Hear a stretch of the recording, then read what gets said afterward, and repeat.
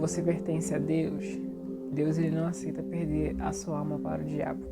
Hoje eu vou contar para vocês a experiência que eu tive quando eu saí dos caminhos do Senhor.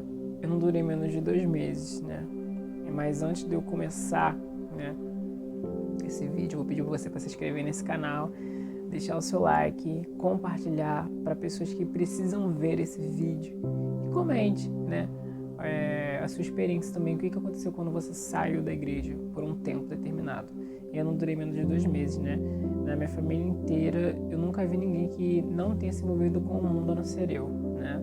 Eu sou o único, mesmo quando eu não era da igreja, desde criança, na verdade, desde quando eu nasci, nunca me misturei com o mundo. Já vivi sim entre o mundo, né, por causa dos meus familiares, mas nunca me misturei com o mundo, nunca me contaminei. Né? Embora a carne tenha gritado, mas eu nunca senti, nunca consegui, na verdade, nunca consegui me misturar, me contaminar com o mundo. Bom, mas antes, né, se inscrever no canal, não esquecem, pessoal, deixa o seu like aí, vamos lá. No ano de 2019, entre os meses de fevereiro e março, foi a época que eu desviei da igreja, né? Eu desviei da igreja porque eu ainda estava meio quebrado, né? Meio desequilibrado psicologicamente, né? Não tinha maturidade suficiente, né? Para entender os mistérios de Deus, né? E tudo mais. E chegou uma mulher lá em casa, na minha casa, e falou para os familiares falou baixinho, para eles tomarem cuidado comigo, né? Ó, Deus mandou vocês tomar cuidado com esse garoto. Tomar cuidado, vigiar. E ali eu ouvi aquilo sentado lá de fora, eu ouvi. E eu fiquei muito triste. Aquilo veio como uma flecha, acabou com a minha estrutura, aquilo ali. Eu achei que Deus, né, tava me odiando, não sei, alguma coisa assim, né? Eu comecei a questionar Deus. E ali eu fiquei bem irado, chorando muito, tristeza, até porque eu sempre fui muito sentimental em questionar isso daí. E ali eu comecei a ficar muito triste, né? E eu comecei a ficar um pouco rebelde, eu comecei a enfrentar, né, esses meus familiares, porque acreditaram nisso que eu estava falando, e acreditaram, tanto que eu recebi um monte de piada dentro da minha casa, né, dizendo que, quando ia pessoas nessa casa onde eu estava, aí esses familiares meus que receberam essa visão que a missionária disse, falaram assim, Deus mandou a gente tomar cuidado com ele, tipo jogando uma piada, alfinetando, umas peninas na vida, né, era uma penina na minha vida. E ele ficava me afrontando com isso. E ali eu fiquei com muita raiva, fiquei muito triste, né? E ali eu comecei a ficar rebelde, comecei a enfrentar, comecei a querer ir pra cima das pessoas, não bater mais com palavras ofensivas, né? E ali eu fui, né? E me desanimei de vez. E eu falei, se não quer saber de uma coisa, você é da igreja, entendeu? Porque não dá pra ficar na igreja com isso, né? E me afastei. E eu falei pro Senhor não me matar, né? Até porque Deus disse que no dia que eu fosse pro mundo Ele iria me levar. E, na verdade, eu falei pro Senhor se um dia eu saísse da igreja para Ele me levar, quando eu me converti. E ali eu falei, Senhor, não me mata, não deixa eu morrer, isso é uma escolha minha, entendeu? E é isso. Pronto, eu me lembro, irmãos, como se fosse ontem. Eu falo com vocês, eu tô vendo é como se tivesse vindo um filme na minha cabeça, porque foi uma coisa que machucou muito. E ali só tinha eu, não tinha quem me abrir, não tinha quem conversar, né? Eu só tinha Deus ali naquele momento. Aquilo me machucou muito. E eu lembro como a dor, né, que eu senti hoje. E ele veio da igreja. Ninguém entendeu nada. E aí meus familiares começaram a falar que eu estava me envolvendo no homossexualismo, né? Começaram a inventar um monte de coisa, um monte de pessoas começaram a inventar um monte de calúnia. Meus familiares, ao invés de me defender, acreditaram no que as pessoas estavam dizendo. E ali eu comecei a piorar meu estado. Só que eu, desviei da igreja, mas eu não consegui fazer nada no mundo. Não consegui beber, não consegui fumar, não consegui me misturar, não consegui ter relações sexuais. Não consegui me misturar, não consegui. A única coisa para dizer que eu não fiz nada de errado, eu só xingava, só isso na escola, né? E fiquei desanimado mesmo, depressivo, fiquei com princípio de depressão, comecei a me cortar, e me cortava com gilete, e escondia com meu casaco, ninguém sabia, né? Na verdade ninguém na minha família sabe até hoje, porque eu sempre fui uma pessoa que esconde muitas coisas, nunca gostei de me abrir com meus familiares, por conta de outras coisas que eu passei. E ali eu, né, fui na minha mãe, né? Isso já era março, estava para março, para abril. Eu desviei no finalzinho de fevereiro, né? Fiquei o mês de março afastado. Quando foi na primeira ou segunda semana de abril, eu tava na minha mãe, fui visitar minha mãe, fiquei uma semana lá. Nessa semana que eu fiquei lá, minha febre, eu tava assim, conversando normal com vocês, por exemplo, e do nada minha febre subia para 40 graus em questão de segundos. E eu caía, caía. E eu comecei a ficar com um refluxo, né, dor de cabeça, comecei a ficar cheio de náusea, mas eu fiquei com muita náusea. E ali meu corpo começava a parar, né? Porque quando eu fico com febre, o meu corpo ele fica meio parado, né? Porque fica doendo, né? Juntas do corpo. E ali eu comecei a ir direto semana sim, não entendendo nada. E eu já, na minha consciência, já tinha, achando que já tinha certeza que era o dedo de Deus me apertando. E ali eu ninguém me levava no médico e tudo mais. E meu padrasto, quando já era noite, né, quando ele chegou em casa, ele tinha discutido com a minha mãe, né? Porque minha mãe não me levou no médico, né? Ela estava um pouco cansada, mas eu não me recordo muito da discussão. Mas ele tinha discutido pelo fato disso, eu estava passando mal, nem ela me levava, nem meu pai me levava, né? Meus pais são separados, né? E ali, irmãos, meu padrasto me pegou e eu falei que eu não queria ir, ele me pegou pela força, me botou dentro do carro e a gente foi. E essa era meia-noite, né? E eu fui no UPA. E lá quando eu cheguei no UPA, né, eu fiquei lá conversando com meu padrasto, me aconselhando e tudo mais. E chamaram meu nome. Quando chamou meu nome, né, fiz o exame lá e os sintomas que eu tava apresentando, né, infecção no estômago. Tava com infecção no estômago, infecção no pulmão também, bactéria no pulmão, alguma coisa assim. Eu não me recordo muito, porque já faz uns 3 anos que isso aconteceu. Esse ano fez 3 ou 4, alguma coisa assim. E ali eu fui diagnosticado disso, pneumonia aguda e infecção no pulmão. E eu ia morrer, né? Eu ia morrer porque, para quem sabe, pneumonia aguda é uma coisa bem complicada, né?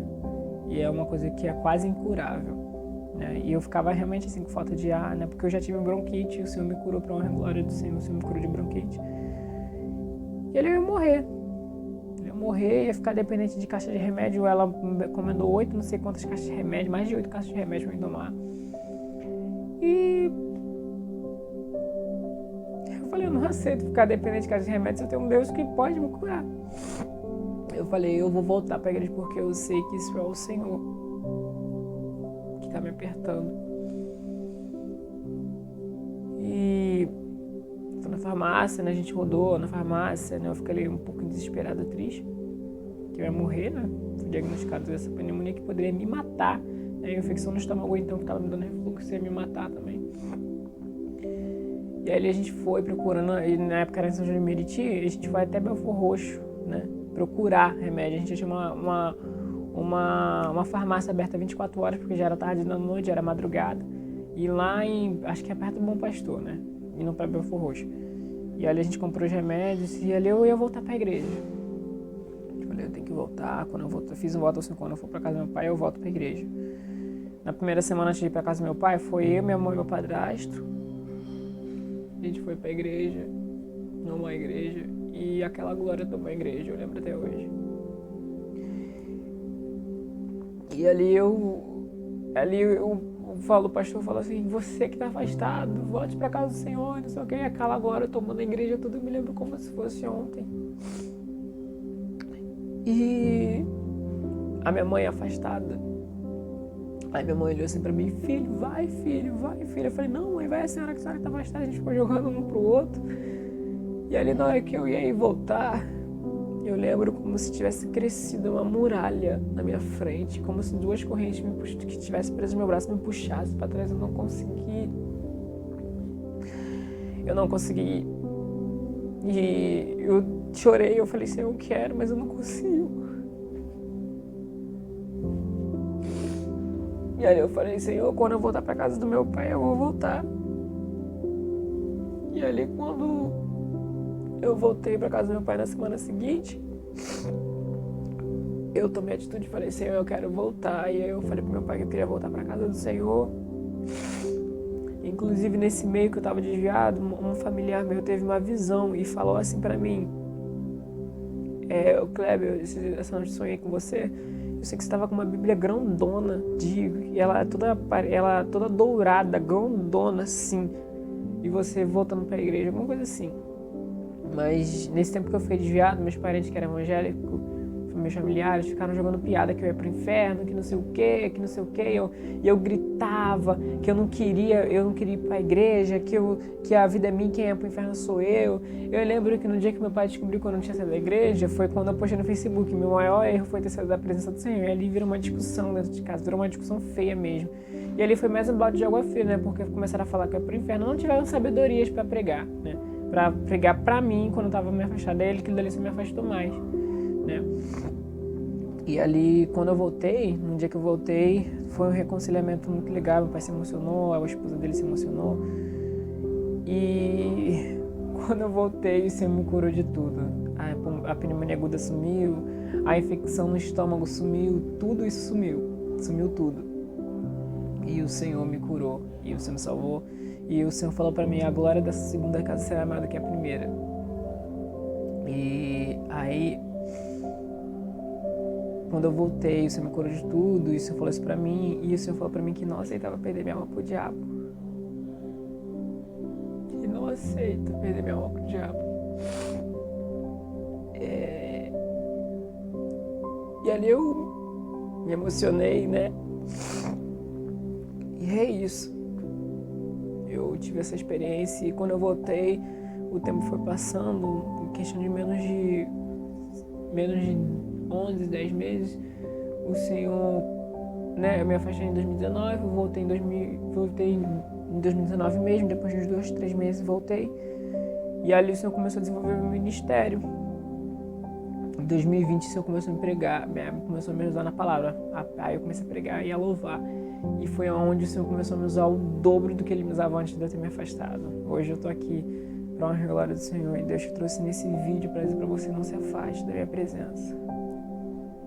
Não faça isso.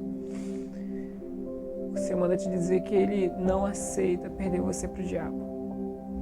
A tua alma já está marcada na mão dele, já está assim, Deus está segurando você assim, Deus não quer que você se afaste. Se você se afastar, talvez o Senhor te leve. De tão grande o amor dele pela sua vida, Ele não aceita. Assim como Ele não aceita me perder, Ele te trouxe esse vídeo para dizer que Ele não aceita te perder. Ele não aceita te perder pro diabo.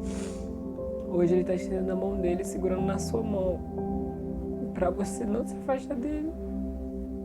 Ele te ama muito, Ele não quer que você se afaste dele, Ele não quer. Ele não quer. Ele te ama muito. Ele te ama muito, você não tem noção do quanto Deus te ama. E é isso, pessoal. Não se afaste de Deus. Mesmo que venham os comentários, mesmo que venham a luta, a guerra, não se afaste de Deus. Não perca esse amor. Você pode não ter amor do ser humano, mas você tem amor de um Deus que é maior do que qualquer ser humano. Olha quantas guerras você passou, quantas coisas você enfrentou, e você está aí de pé. E assim como o Senhor te sustentou durante esse tempo, Ele vai continuar te sustentando durante esse tempo. Confia no Senhor. Acredite naquilo que Ele tem na sua vida. Amém? Deixe nos comentários, compartilhe esse vídeo para as pessoas que precisam ouvir, né, esse vídeo. Tá bom, pessoal? Fiquem com Deus. Obrigado por assistirem até aqui. Amém? Fiquem com Deus. Um abraço bem apertado em vocês.